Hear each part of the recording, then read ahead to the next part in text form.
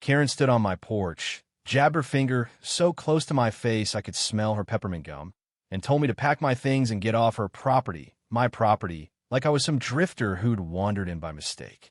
Then she called 911 on me from my own porch. If you've never had someone try to have you arrested for standing on land your name is printed on in black ink at the county clerk's office, let me tell you, it does something strange to your nervous system. You either panic or you get very, very calm. I chose calm. The cabin sits right on the lip of the lake, tucked between tall pines that hum when the wind pushes across the water. At dusk, the loons call out, low and lonely, and the waves tap against the dock like a slow heartbeat.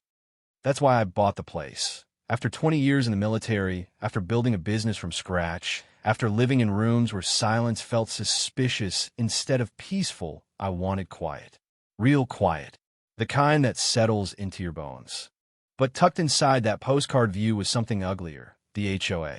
And at the center of that little kingdom stood Karen Whitfield. If you've lived under an HOA before, you know the type. Clipboard like a scepter. Smile like a warning label. She didn't just enforce rules. She curated obedience. Grass too high. Violation. Paint fading? Violation. Parked crooked in your own driveway. Violation. At first, she sent notes. Then warnings. Then fines. And I ignored them. Not because I'm reckless. Because I read. Iriat Belaus. I read county records. I read the deed I signed when I bought this cabin. And here's what Karen didn't know: my ownership didn't just cover the cabin. It covered land that predated the HOA itself. Parcels they've been quietly governing for years without authority. So when she stood on my porch that morning and said, "You don't belong here," I told her flat, "I'm not leaving. This land is mine." She laughed. That smug, entitled laugh people get when they think the system bends around them. Then she called the police. Dangerous trespasser armed with tools threatening the community. I was holding nothing but a coffee mug. The sirens rolled, and about 10 minutes later, red and blue lights flashing against the lake like some twisted Christmas display. Neighbors peeked through curtains. Doors cracked open. Karen stood at the edge of my yard like a general directing troops. The officers approached carefully. Professional. Watching. Karen did most of the talking. He doesn't comply. He's hostile. He's destabilizing the neighborhood. I let her finish. Then I walked inside, came back out with a folder thick enough to stop a bullet. "Officers," I said evenly, "these are certified deeds, surveys, tax receipts, and county approvals. This property is mine. The HOA's authority does not extend here." They flipped through the pages. The taller one looked at Karen. "Ma'am, yelling doesn't change paperwork." You could actually see the moment her certainty cracked. But that wasn't the twist. The twist was this: I've been preparing for months. Because here's something I learned overseas and in boardrooms. Intimidation only works when people feel alone. The second you connect the dots, power shifts. After that porch incident, I started knocking on doors. Mrs. Jensen, a widow down the road, showed me years of special assessments she'd paid that never showed up in official filings. A young couple had letters threatening foreclosure over kids' toys. Tyler, a night shift kid with a camera and a chip on his shoulder, had footage of Karen screaming at residents over mailbox colors. Then Linda at the county clerk's office quietly slid me copies of financial discrepancies. Landscaping budgets paid to companies that didn't exist anymore. Emergency repair funds that vanished. It wasn't just ego. It was fraud. And that's when the story stopped being about me. We built a timeline. Letters, receipts, permits, video clips, witness statements. We organized everything: dates, signatures, stamps. Clean, clinical, undeniable. Karen escalated. My mailbox ripped off at dawn, caught on Tyler's camera. Dock ropes cut. Generator wires sliced. Anonymous complaints filed against me with code enforcement. Each time I logged it, photographed it, backed it up. She called an emergency HOA meeting, planning to put me on trial in front of the community. The room was packed, folding chairs scraping against tile. The air thick with tension. Karen stood at the front, launching into a speech about protecting property values and threats to community standards. Then she pointed at me. I stood slowly, set the folder on the table. I have the original deeds, county approvals, records predating this HOA. If we're going to talk about standards, let's talk about truth. Linda stood up from the back. He's correct, she said quietly.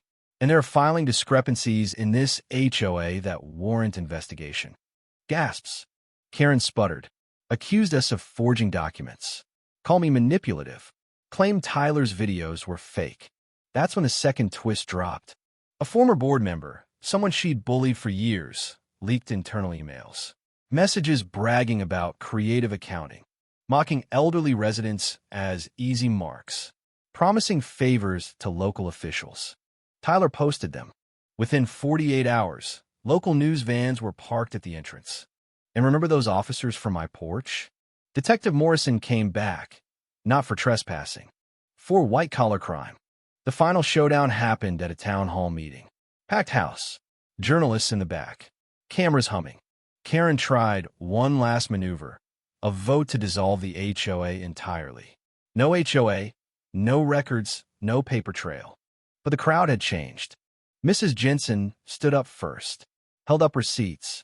I gave you thousands, she said, voice shaking. You told me it was for roof repairs. Hands went up across the room, one by one, stories pouring out. Then 2 federal agents walked in through the back doors. No drama, no shouting, just quiet authority. They asked to speak with Karen privately.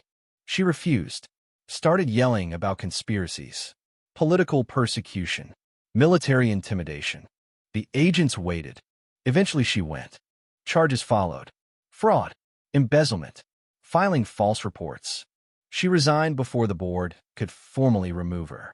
And the strange thing is when it was over, I didn't feel triumphant the way movies make you think you will. I felt steady. Because here's the part that snuck up on me.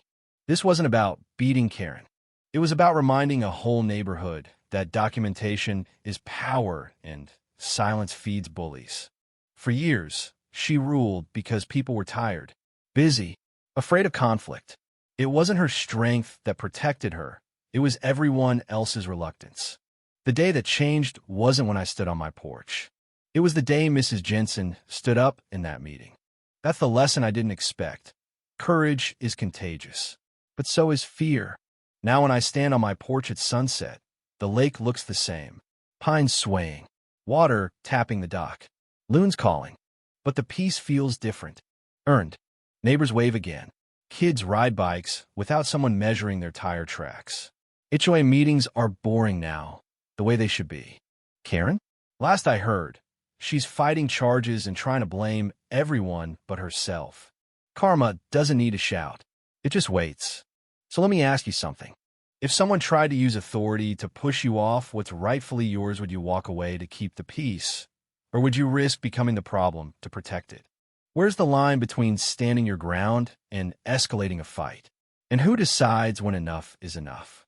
Drop your thoughts below. Have you dealt with an HOA bully, a power-hungry official, someone who thought rules only applied to other people? Tell me what happened. Tell me how you handled it.